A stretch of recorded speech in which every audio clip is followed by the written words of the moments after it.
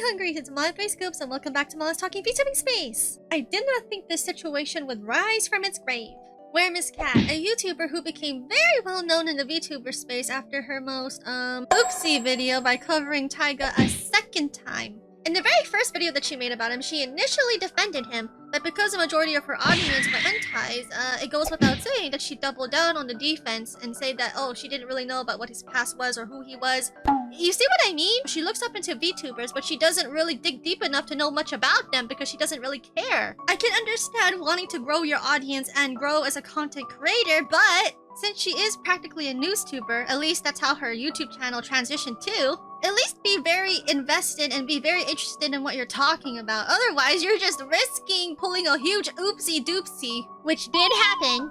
That's where it all started, with her going downhill when it comes to covering VTubers. Last year, I can remember coming across a very distasteful tweet made by Miss Alicia over here, a very well-known indie VTuber as well, where the thumbnail for the video that Cat did on her was dubbed way too distasteful by Alicia. This Reddit post that was made 6 days ago speaks enough for itself.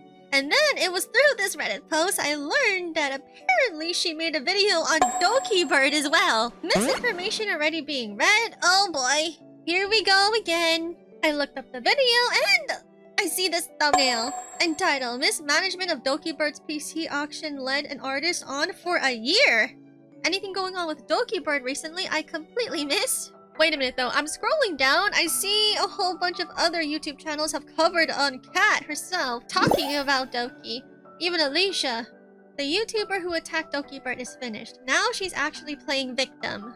People are basically calling it a Doki Bird hit piece.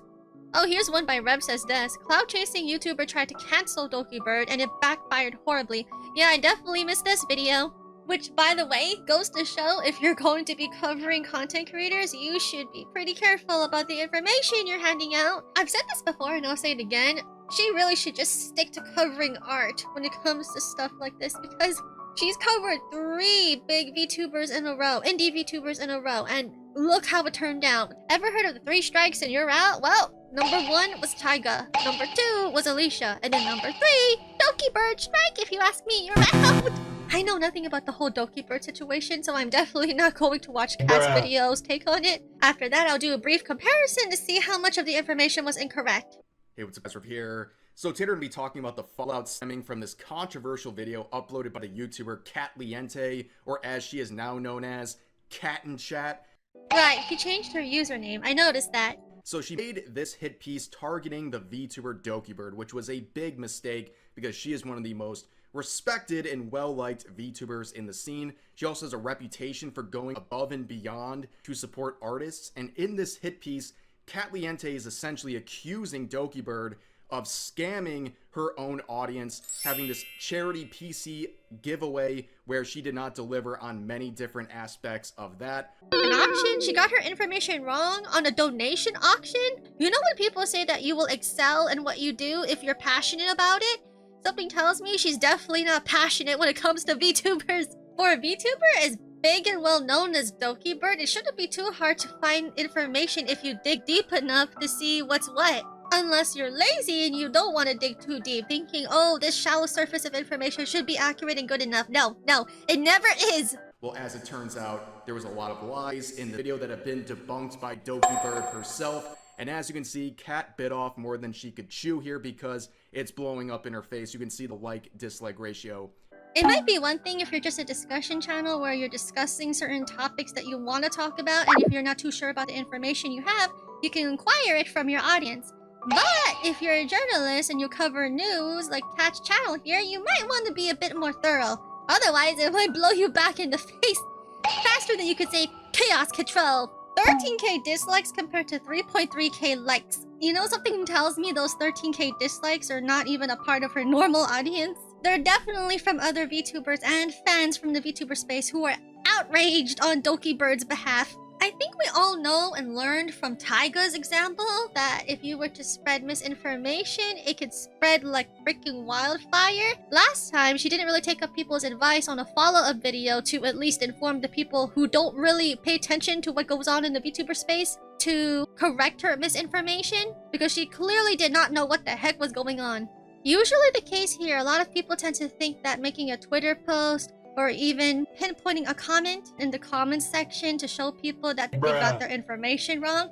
But, but the sad reality to that is not a lot of people are going to go back and see that comment. It's better to upload a fresh video so your watchers can know, so they can actually see what you got wrong. Because most of the time, the people who have already watched your video are not going to go back and watch it a second or third or fourth time, and they will not see that pinned comment. You might save the next watcher from being misinformed, but the others, they were already fed with that incorrect information, and they're going to retain it unless you say something in a new video where they are more likely to be informed. The damage might already be done, but you could still help prevent spreading the wildfire more. You know what I'm saying? Douse it out with some good old thing. I have a new YouTube video. Please watch it so you can see what I did wrong.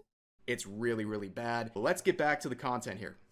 Now, before we get into Kat's video, let's establish the parties here and why it's so significant. Oh, I already know her history. I know.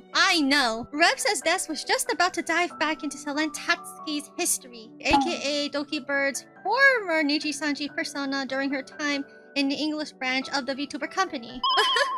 I think we all know, right? Unless you guys forgotten. Brief recap. Remember, Kuro-sanji. And then he goes on to explain who Cat Liente is, but I think I gave a pretty good super brief summary of why she's pretty infamous in the VTuber space. Taiga. PDF file accusations completely debunked. Now recently, Alicia. Cancer clickbait. Thumbnail. And now, Doki Bird. So... that... Their little lolly accounts is not gonna put a dent into me. Oh, right. That's another thing that became infamous. The whole, oh, your little fan base is now going to put a dent into me. She became pretty famous for that line. You understand why people would be already very hesitant to see her talking about Doki Bird at any capacity, and why this video is such a epic disaster. Yeah, he's not wrong. I was super hesitant about watching the video. Oh my goodness. I can't, oh boy. How bad is it? It's actually crazy how bad this all falls apart. Let that be an indicator? Oh, that 13K is staring right at my face. I just get 13K dislikes. Oh, do I really want to keep watching this video? I'm not sure anymore. Doki Bird felt compelled enough by Cat Liente's video to release a Google Doc on Twitter explaining her side of the story and debunking pretty much everything that Kat said in that nearly 2-hour-long hit piece. I might as well just read the document myself. Full statement on the charity auction and recent allegations from Doki Bird. To everyone following the situation regarding the charity auction, I want to address the claims that have been circulating, particularly in a recent video. This has been an incredibly difficult experience, but I believe the full story deserves to be heard. First and foremost, I accept that the handling of the auction item was far from ideal. I want to sincerely apologize to those impacted, especially the winner, for the delays and confusion. And I tremendously appreciate the patience and support the winner has shown me. I take responsibility for how things unfolded, but I also need to be transparent about the challenges that were taking place behind the scenes, many of which have not been shared publicly until now. I feel that it is time that I share this with everyone, as I have come to terms with what has occurred in the summer. I was in the middle of a serious and distressing transition.